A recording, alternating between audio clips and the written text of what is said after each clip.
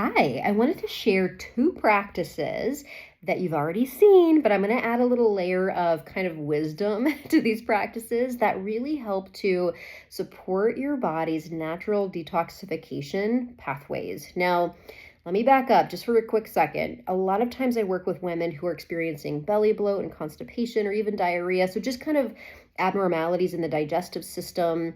They feel like kind of stoved up and just like things aren't flowing. Obviously, bladder issues where maybe they have a hard time emptying their bladder or their muscles feel really tight or painful.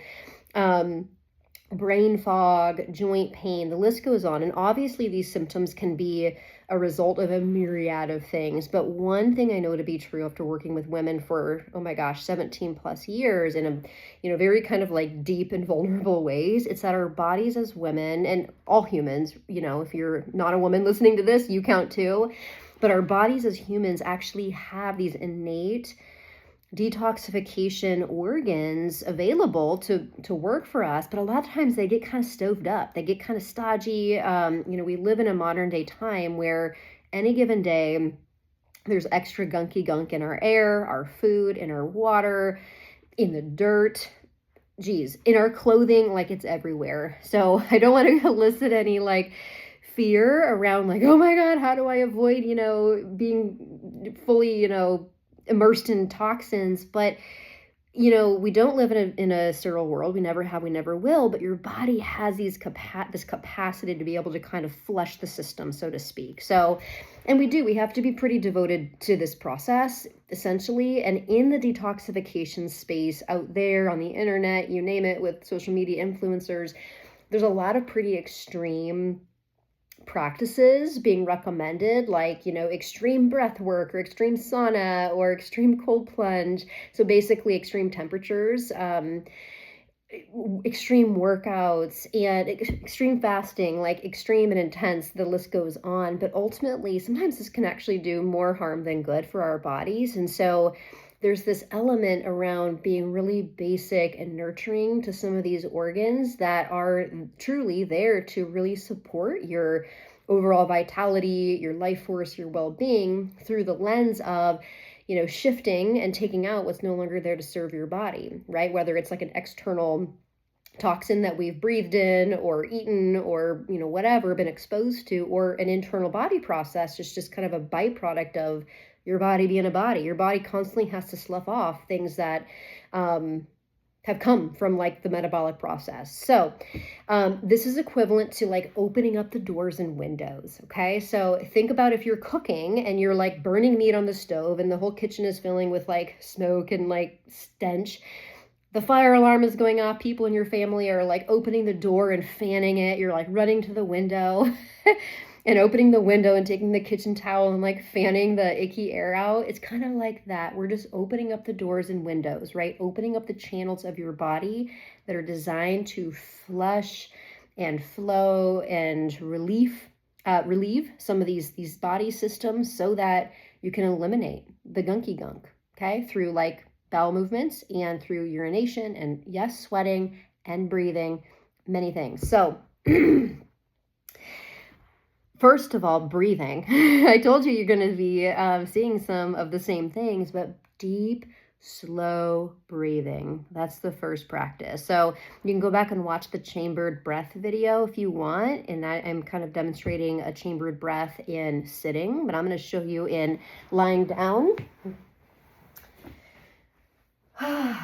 Sometimes just being on the floor is a gift in and of itself, but in this position, just kind of settling in and getting nice and comfortable. It's going to seem so simple, by the way, but simple is powerful for your body. And just kind of melting into the floor, the mat, the carpet, maybe you're on a bed, and beginning to slowly start to sip air in through the nose, send the breath all the way down to the belly.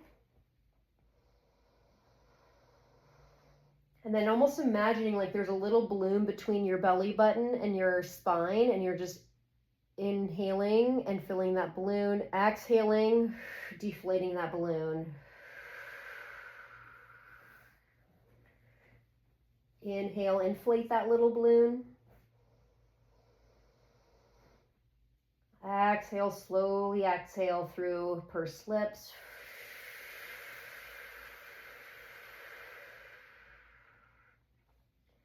Inhaling through the nose, inflate that imaginary balloon. Exhale through pursed lips, balloon deflates.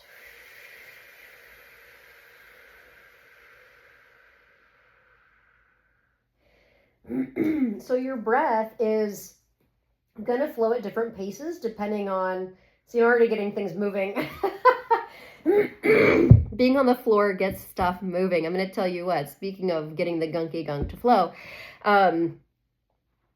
your breath is really, really powerful when it comes to flushing the system and getting kind of the lymphatic system flowing, which the lymphatic system itself does not have its own pumps. You as the living, breathing human have to pump it. And the breath is the most powerful kind of starting point and ending point, honestly, to getting the sort of the little like trash guys to take out the trash. So when you're inhaling through the nose, sending the breath all the way down, down, down into that belly space, as if you're kind of expanding that imaginary balloon between your belly button and your spine, exhaling through pursed lips,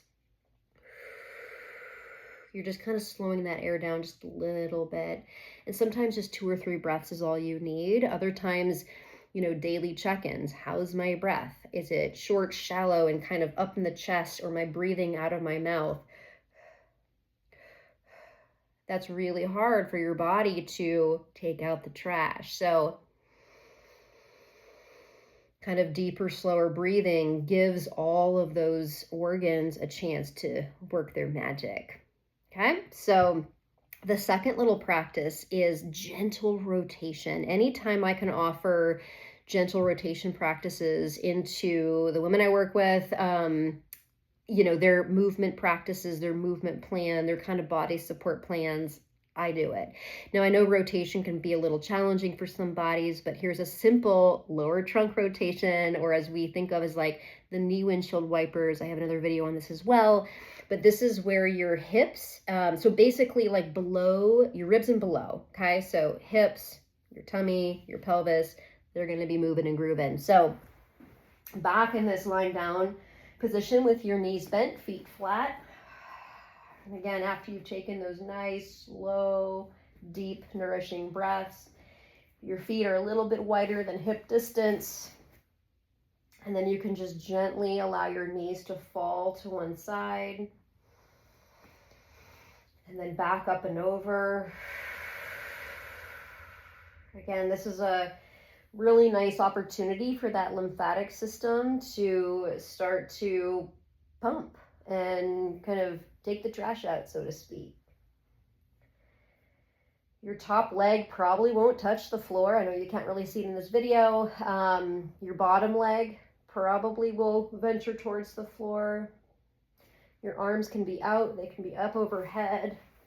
I can give you a new view here. And again, it's ultimately just this emphasis on gentle, slow, deep, and kind of flowing through movement that gets you kind of out of your head into your body. That's a bonus byproduct.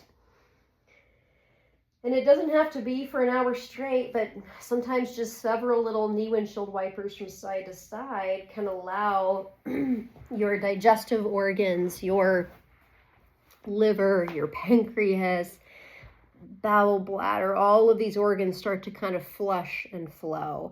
Now, there's a lot more of the story, but these are a couple simple practices that you can start with. So enjoy, and let me know if you have any questions. And if you need to hop on a private call, please do so, because these practices look different and feel different for all people. So on that note, enjoy some nice, gentle breaths and a little bit of rotation to get those little detox pathways lit up.